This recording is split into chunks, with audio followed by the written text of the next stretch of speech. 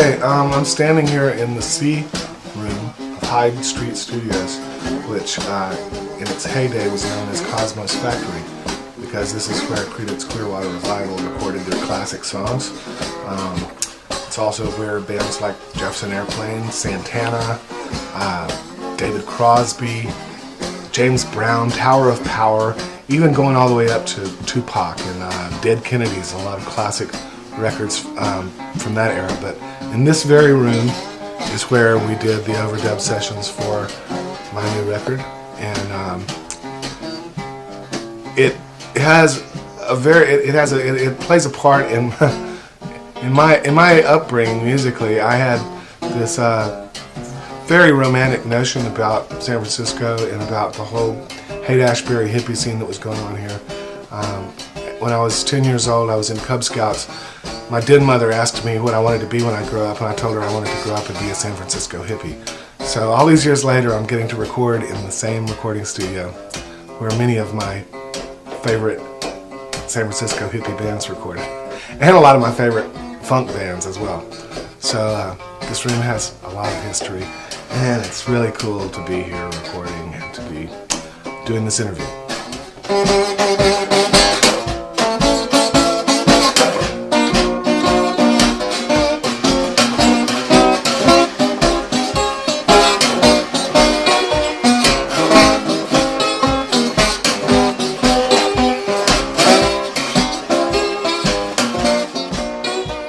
Growing up in Shreveport, Louisiana was a lot better in retrospect than it was at the time.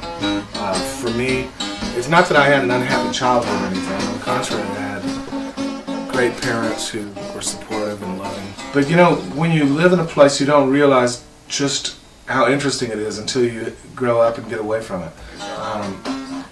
I lived on Bayou Pierre. Me and all my friends, you know, would build forts down there, and you know, hanging out on the bayou was an everyday thing for me. It's where we all, you know, it's where we played,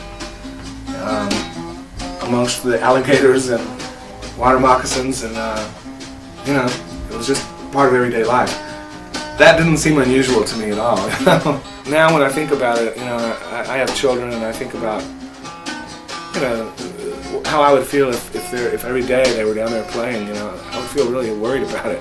But we didn't worry about it at all. We just, you know, we just carried knives and sticks, and you know, if we came across a water moccasin, we would just, like, you know, we'd just kill it. You know, I mean, that was just part of life, and it was really cool. You know, every spring we'd be crawfishing. You know, we'd take these little nets that would, you know, square nets,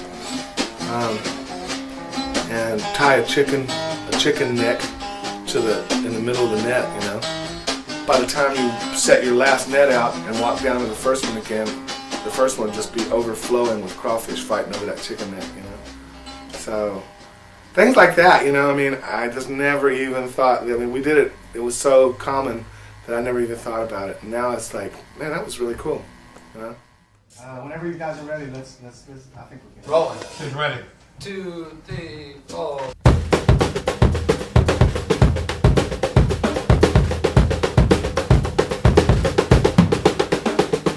About 23, 24 years ago, I started hearing about this band called the Dirty Dozen Brass Band.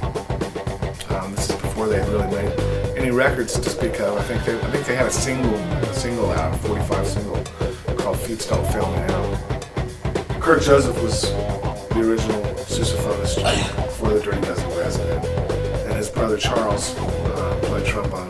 And through my friend Bruce, I got to know them, and they played at my wedding about a year later. It was an incredible thing, because they showed up at the wedding, and it was a pretty funky wedding to begin with. But I think they maybe thought that they were supposed to be on their best behavior, you know, and started playing these kind of polite wedding songs, you know, and my friends who were all pretty musically hip and educated were kind of looking at me like, this is the band you've been telling us about, you know? They were playing like Billie Jean and, you know, something else that was like really kind of corny, you know? It's like you could tell they weren't uncomfortable with it, and they were all playing really, really quiet and everything. And I kind of went over and whispered, you know, hey man, you know, we want you guys to like be yourself. You guys like play like you do when you're at the Glass House, you know? And then this party will like really take off. And of course after that everything was cool and the place started jumping. But yeah, that was my first, that's when I really first kind of got to know Kirk Joseph. You know, a lot's been said and done and written about the Dirty Dozen since then. I couldn't tell you anything about Kirk that most people that are familiar with that music don't already know about. And he's a legend, and he's fantastic, and he's a good friend. And I was delighted that he played on my new record.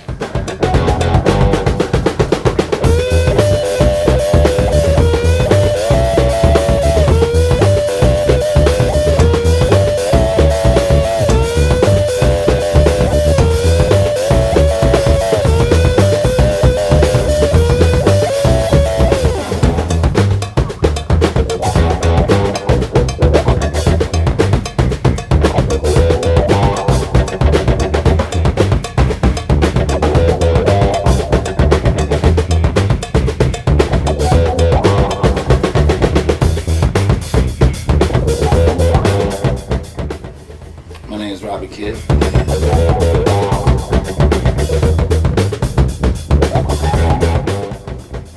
Or Rob Kidd. Yeah, drum on the session with Papa Mama.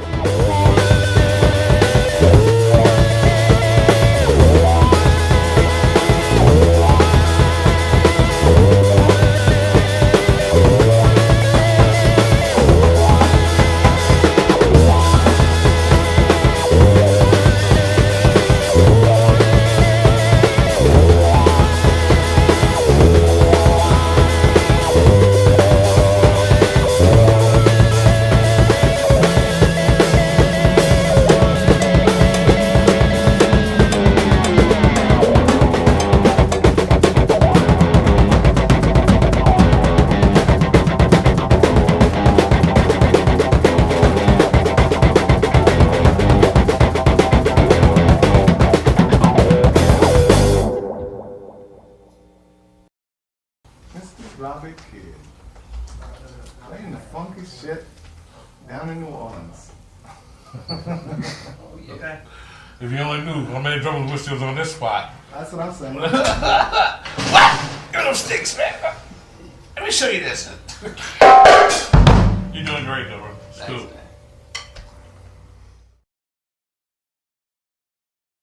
Henry Butler is one of the most gifted piano players to ever come out of New Orleans. In a city that has a long history of some of the greatest piano players ever, I think he is the natural result of that entire legacy of piano players.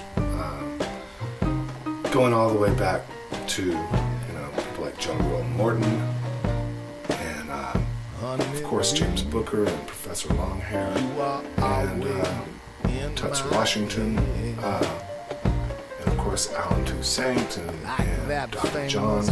Henry Butler is just, he is a force of nature. He is a phenomenal musician. His singing voice is so powerful that, you know, he scares sound guys because they it just comes booming over the microphone, you know. He's got a huge voice, and his piano style is just, I personally think that, you know, guys like Fess and Booker aren't around anymore, but I think that Henry Butler he's the guy, you know, he's the guy. He's a blind man, and a couple of days before the recording session, he invited me over to his house to learn the song, and to just kind of check it out, you know. And so I met him in his house, and you know, I went across the street and bought us a couple of Catfish Bellboys, and we brought him in.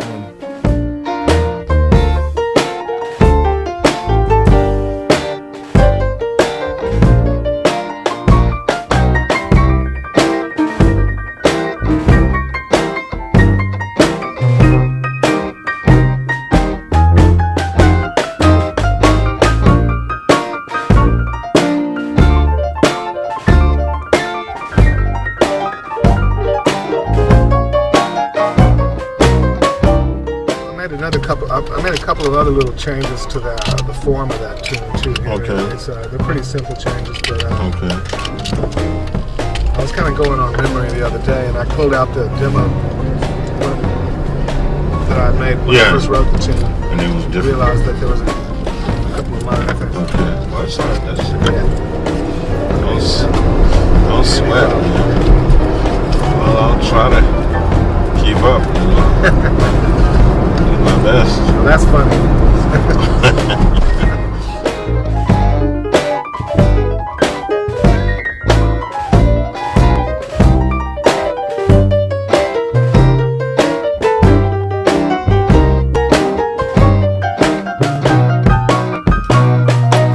The lights were out in his house, which was not unusual for, you know, not unusual to me at all, because I've had a lot of musician friends who are blind, but the big difference that was that, you know, a lot of my blind friends,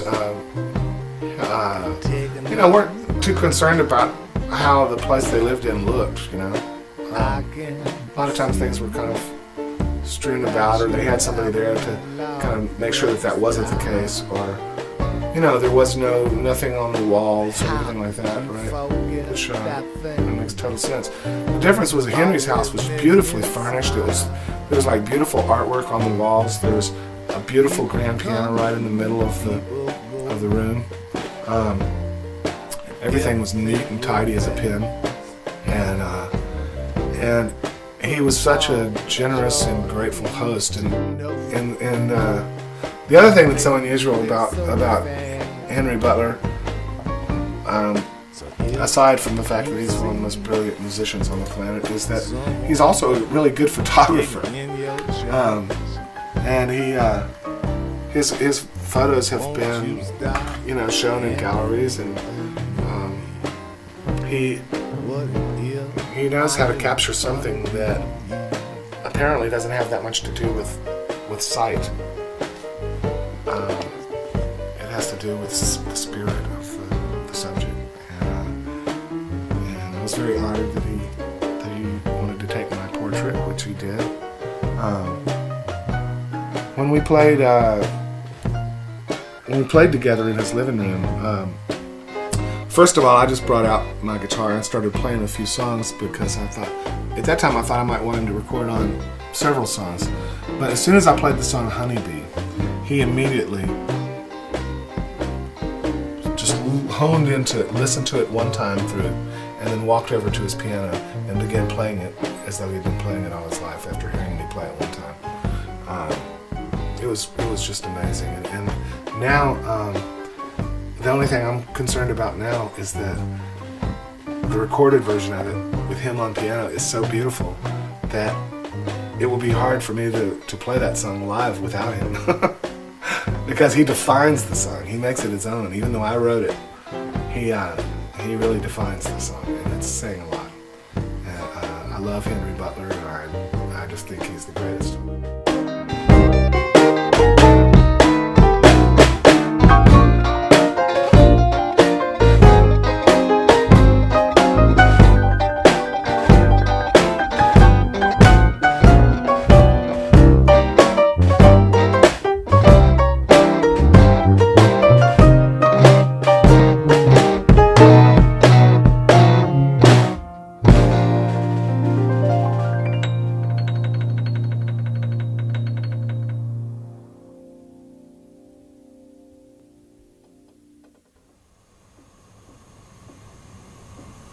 Well, all right.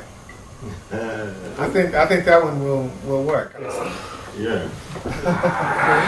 Yeah, That man. was beautiful, man. Oh. That was beautiful. Enjoyed it, Yeah, I felt that, man. man. Really. I did too. Yeah, man. Oh, man. Think about it. Sir. Yeah. You want to hear it? Yeah. Yeah. Do that. Let's do the damn thing.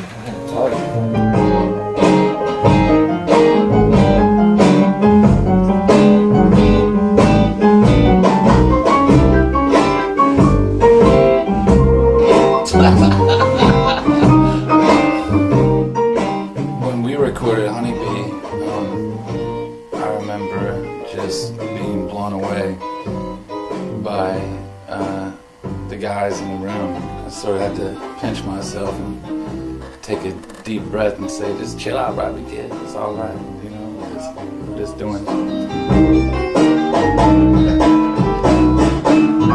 My mom would love this song. My mom would love this song.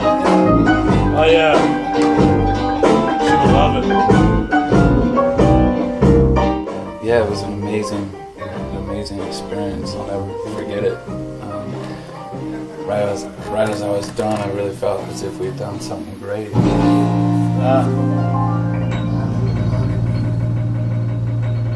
Tickling the keys. Yeah, man. I Little think, tickling the keys. I think you got something to work with. That felt really good, man. That's a good starting. Yeah, real good. I think that one will work. I mean, Yeah, man. Thank you, man. Henry, I gotta give you a check on that one. Yeah. Thanks, man. I don't think it could be done no better, man. Oh, man. I don't know what you say, Pop. I enjoyed it, baby. we played it live right there in the room, all four of us sitting together.